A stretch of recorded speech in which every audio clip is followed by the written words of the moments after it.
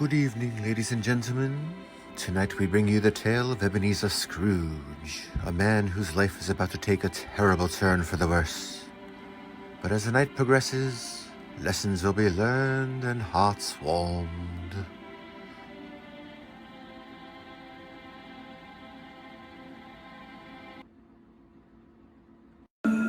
Poor Ebenezer was a crotchety old soul who never cared for anyone or anything but himself. But on this Christmas Eve, little does this miserable little wretch realize he will be visited by many souls who will test his humanity. Ebenezer's only friendly visitor this evening will be by his old partner, Jacob Marley.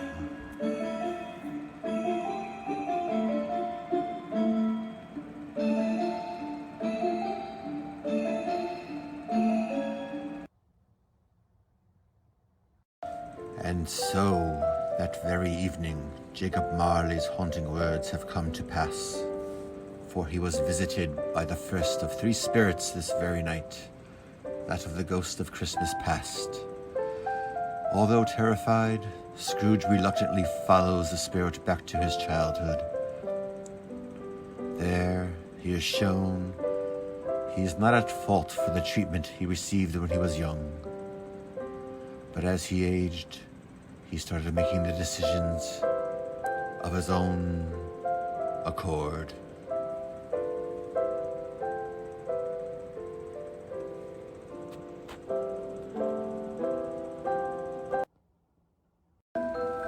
Ebenezer Scrooge, now well and truly distressed, anticipates the arrival of his second tormentor, the ghost of Christmas present.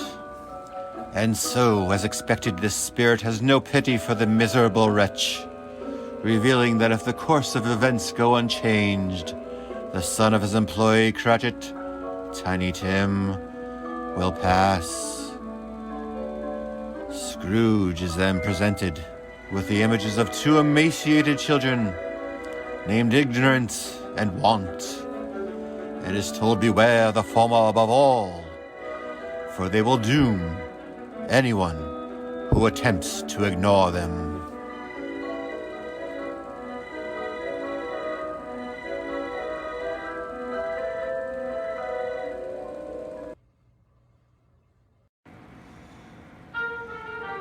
Finally, this night of terror for Ebenezer will soon come to its conclusion. However, the third spirit is the most terrifying of them all, the ghost of Christmas yet to come.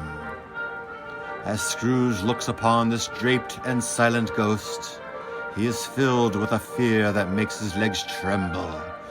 He finds it even more horrifying that somewhere underneath that hood there are ghostly eyes which watch him. Yet all he can see is a spectral hand and one great heap of black. During this illuminating trip, Scrooge is revealed a scene involving the death of a hated man whose only attendees were businessmen, only there for the free lunch provided, joyfully laughing over the misfortune of this soon-forgotten soul.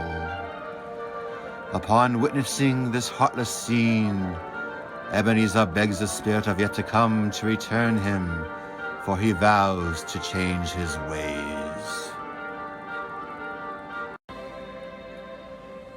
And so as Christmas morning arrives, Scrooge is awakened to the sound of jolly festiveness. Elated that he might not have missed the day, that he still might have a chance to make things right again. Scrooge rushes to the window and screams out, "Boy, you boy, what day is this?"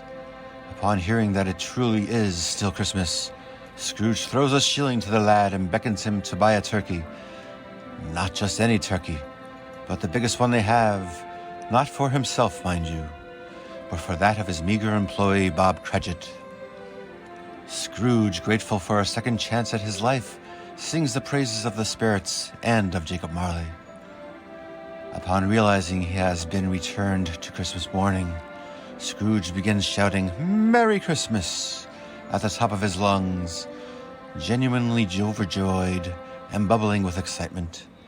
So begins the transformation of a bah humbug of a man into, hopefully, a kind one. Merry Christmas to everyone, and to everyone, a good night.